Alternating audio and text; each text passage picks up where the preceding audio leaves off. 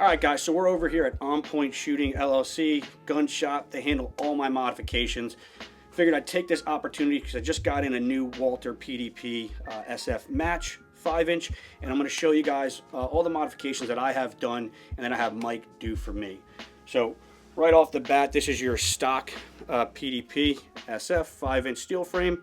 Phenomenal gun. Doesn't really need much modification, but there's things that I find that assist me in modifying this gun to make it work for my application.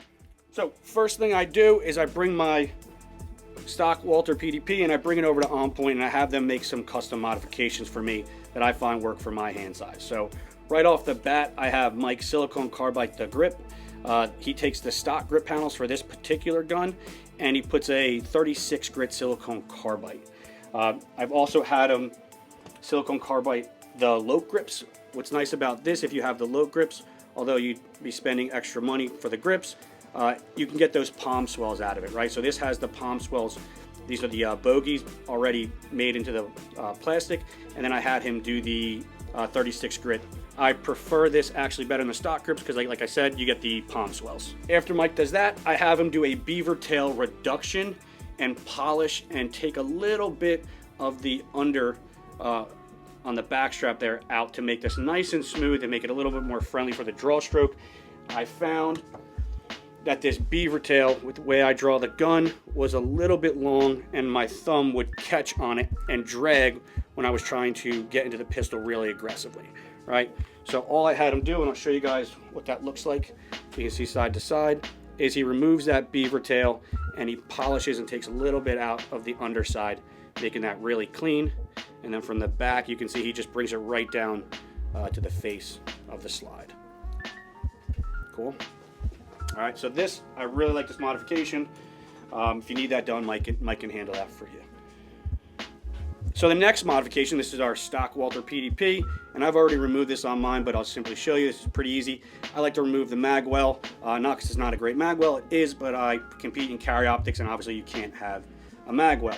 So this is super simple. All you do is take the appropriate punch, put it on the table, come in here, and give her a couple whacks down, and then slowly removing the detent or roll pin out of the gun, and then you put it back in once you remove the mag well. So pretty simple to do. That's already been done on both these guns. All right, so once we have that, we're ready to start working on the actual guns and the internals. So what I like to do is I like to add reduced trigger spring. So this will decrease your weight a little bit, but just to show you guys what the stock weight is, we'll put this gun in the vise and we'll get you some stock trigger pull weights so you can see exactly what we're coming in stock, and then you can see with the modification what we get. So we'll zero this out. Now obviously you have to pay attention to when you're using this gauge. If I put it on a different spot of the trigger when I'm pulling, that's going to directly correlate to influencing the trigger pull weight. So I'm going to try to keep it in the same spot every time when I pull it, and we'll see if we can get some consistent pulls. So, all right, so right there we're at 4 pounds, 12 ounces, 0.9. That's consistent from what I've seen from across the board from a few of these guns that I've used. And not that that's a bad weight, but I like to have it a little bit lighter. So clear that out.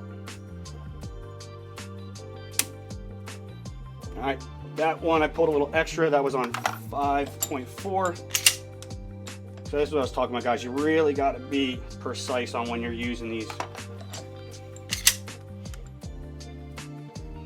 That initial pull is what I found doing this is right around, 4.5 pounds.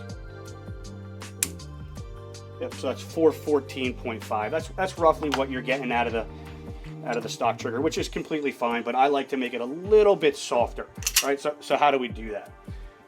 So I go over, I got this from the Ben Proger store, Pro Shop, and it's the Springco trigger reduction spring kit, right?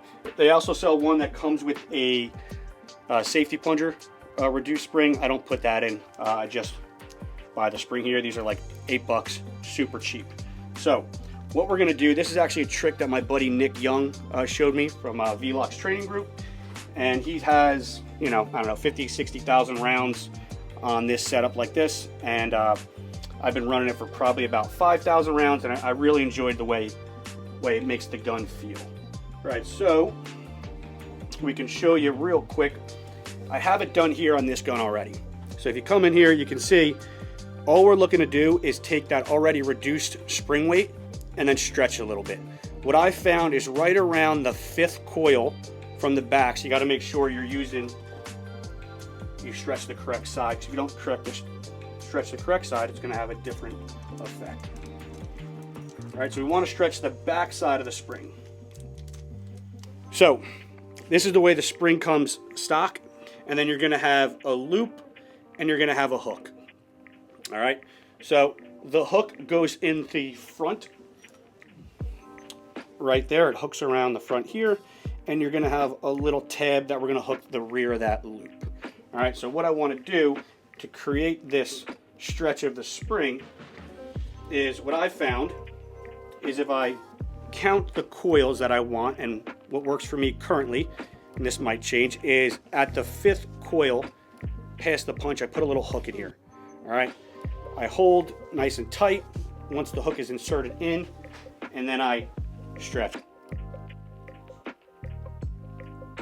All right, once we have that spring already stretched, then we're going to reinsert it back in the gun, and it should look something like that. All right, so I'm going to do that right now on this gun, and we'll show you guys how we do that.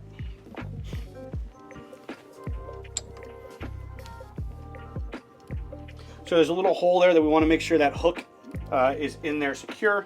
Before we do this, these little hook picks work really great to stretch this, because the space in the back here is pretty tight.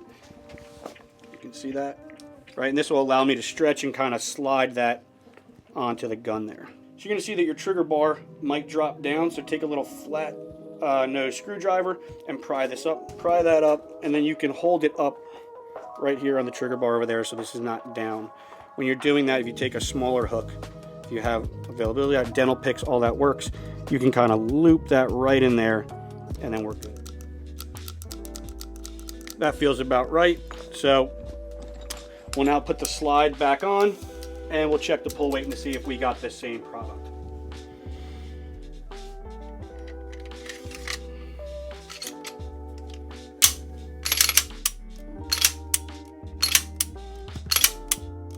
Feels close. It feels like it might be a little bit heavy, so we'll just play with that a little bit more. And this is going to be one of those things, guys, you're going to just have to play with it a little bit and make sure it's to your liking and what you're looking for. You can go as many coils as you feel fit.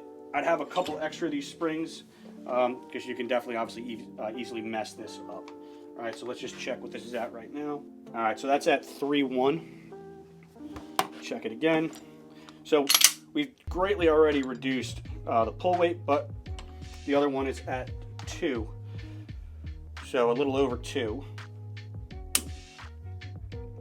That came in at 214.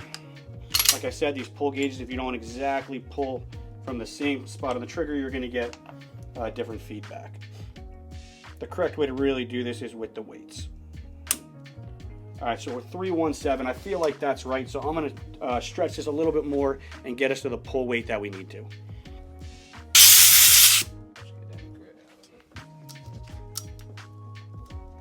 Hold. Yeah, that's it.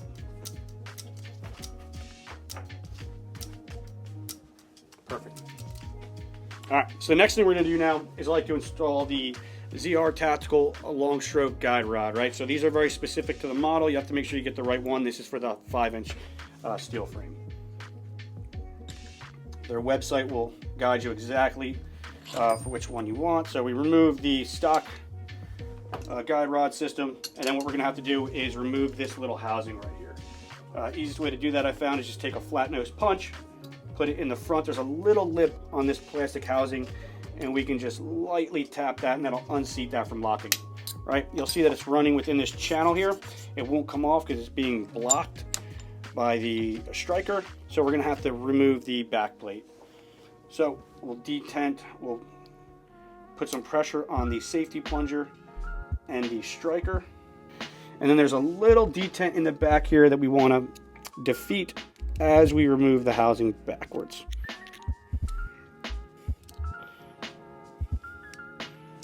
All right, once we defeat that, we can slide the housing right off and remove our striker. This is a captured safety plunger, not like Glock, so we don't have to worry about that popping out. And then all we're going to do is slide this right out of the channel and then reinsert it. All right, cool. So I'm going to put this in the vise. Makes life a little bit easier, right? And that'll help you guys be able to see exactly what I'm doing. So put the firing pin back in, depress the plunger safety, and then drop this firing pin just down enough. Then I'm going to go slide the housing back in. All right, so now we're good. Now we can insert our barrel and insert our new long stroke guide rod. Brass part forward, just slides right in, and we're good to go. Have that seated.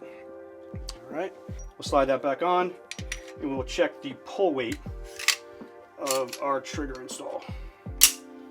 All right, so function check. Everything appears to be good. All right, so we're right at 2.18. This gun's brand new. A couple more rounds that'll lighten up. So that's exactly where I like my triggers. All right, so next we're gonna move to installing the optic and the optic plate and what I recommend for that. First thing we wanna do is make sure there's no grease in the gun. It's a brand new gun, so obviously there's grease in it. We wanna make sure we clean that out so we don't have any failures with our Loctite. So I'm gonna take this Loctite primer 749. It's basically an acetone, and it's going to get all that grease out of there. So all you do is take a little bit and just get her right down in the holes here. Get the brush in there. Make sure we're cleaning that out. We'll take some compressed air now.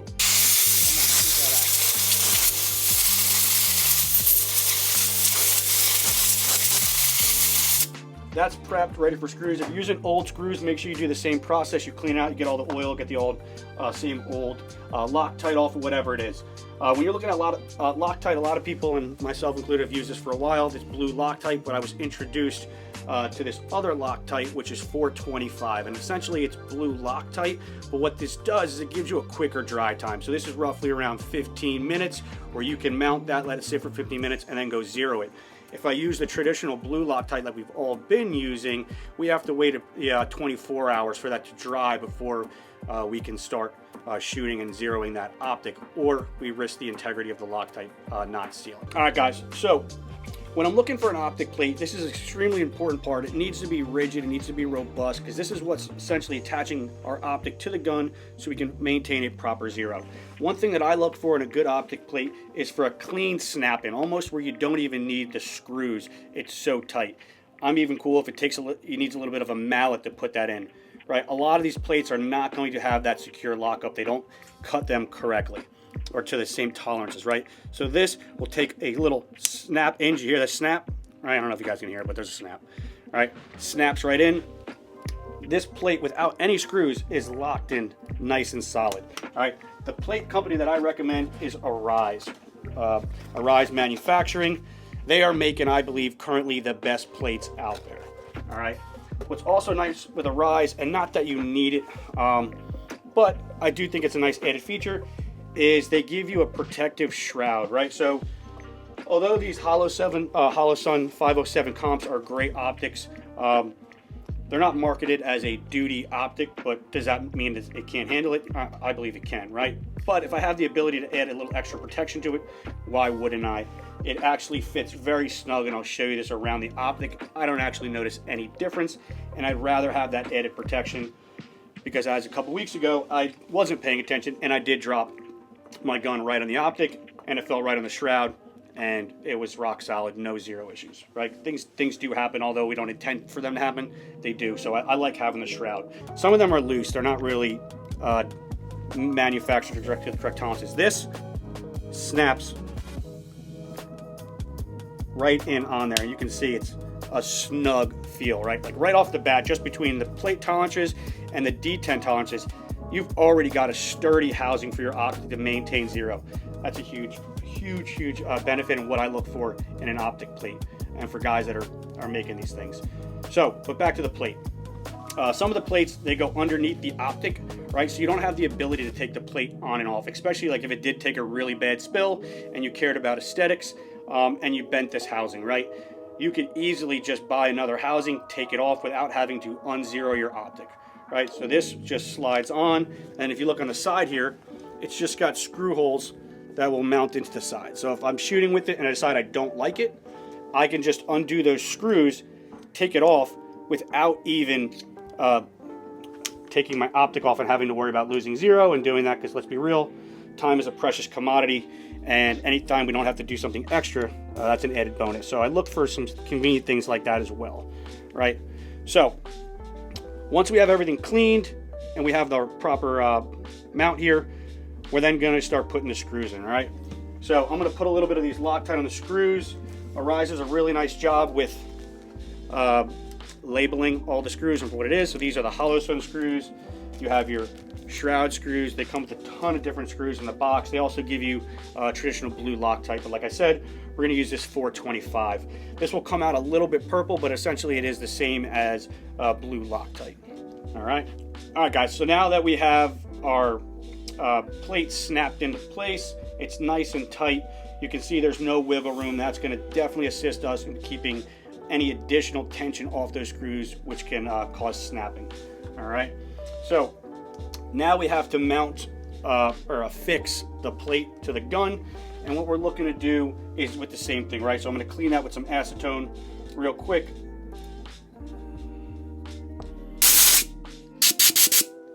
Then I'm going to put a little bit of our thread locker on it. Sometimes they come with preset blue Loctite on there already. Not an issue. I would still put a little bit of extra on here. And what I'm looking for is not a ton, right? I don't want any of the additional Loctite that doesn't stay in the threads to be dripping down into the gun.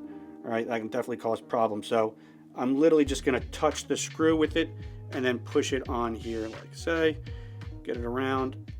Nothing crazy. We don't want any huge bubbling down there.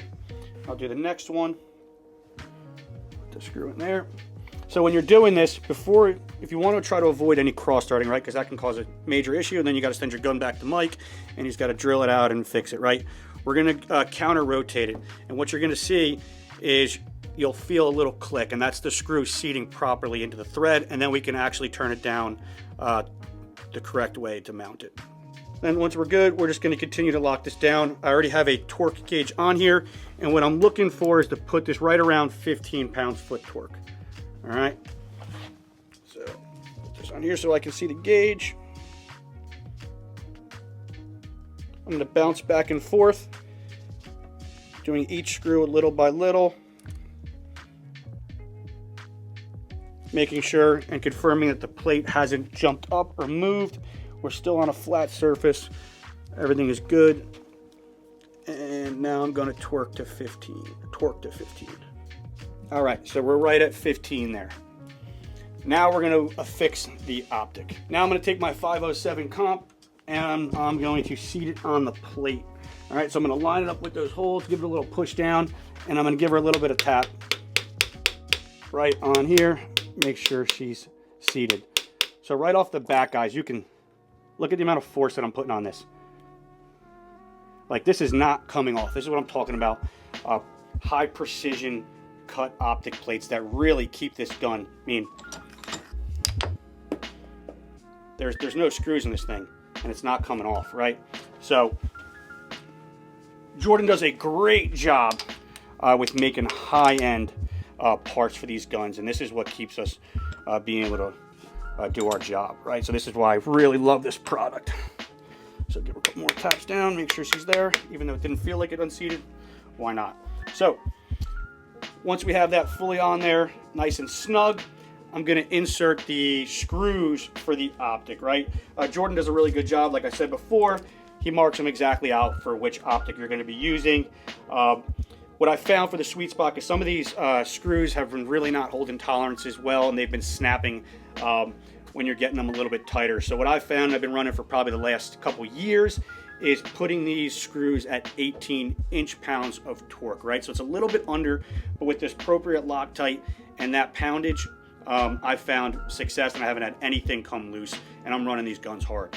So I'll put these in real quick, and then we'll talk about what we're going to do next.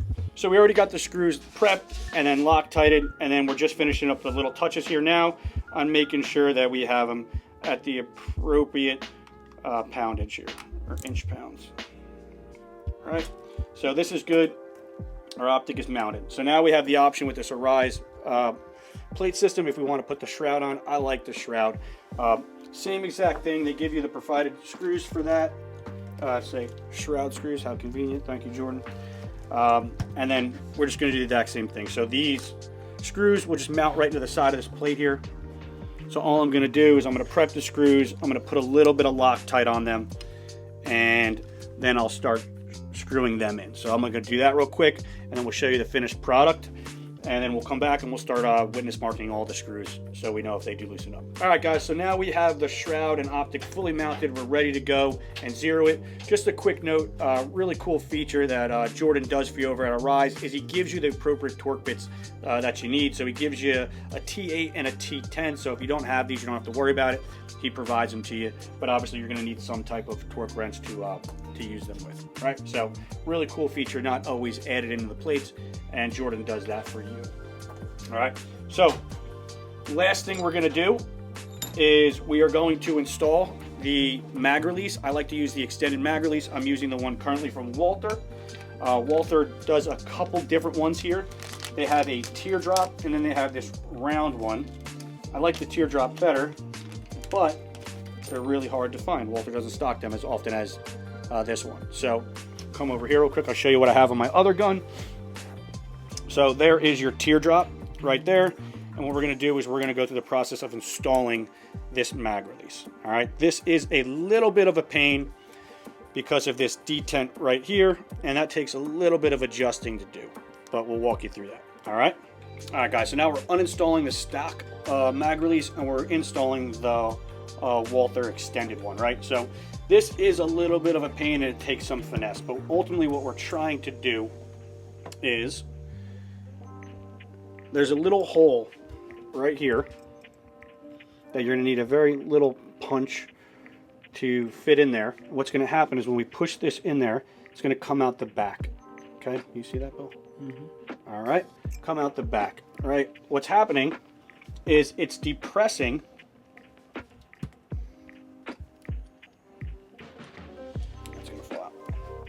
it's depressing this fin right here. So the punch comes in and it's depressing this fin right here, which is releasing the tension on the clip and allows us to slide this out. All right, it is a pain. All right, so what that looks like, put this back in. All right, you'll see I'll leave the screw in there. Once it's depressed, I'll keep some pressure on it, and there's a little lip right here on your mag release right here, and then you just kind of pry that and then pop it out. That will release this clip from here, and you remove that. Now there's a spring inside here, so we don't want to lose that. So when we remove this, you want to keep that spring, and you want to keep this clip, and try not to beat it up too bad because you got to reuse it again because they don't give you that. So now I'm going to reinsert the mag release, put my hand in here, I'll get it aligned correctly, and I'll push it all the way out. All right, all I'm going to do is re-slide the clip back into the grooves here and push down and release. And now it's in, and then we can function check that mag release. Make sure these little sleeves don't fall out. You don't want to lose them, but you can see now we have our extended mag release. It functions, no issues. All right. I did take off the grip panels to do this because the angles, not that you can't do it with the grip panels on there, but this angle to push that little clip's detent is pretty extreme, and you need to get in there. And then when you have the added space of not having the grips on there, you can really manipulate that clip and get the pressure on it a lot better than when you're fighting the ergonomics of the fatter grips, especially when you start doing silicone carbide and stuff on them. So I like removing the grips. It's an extra step, but it definitely makes your life a lot easier when you're planning. So we're just looking to put a little bit of paint across the screw and some part of the gun so we can know if that's shifted. Make sure we put a nice straight line on that.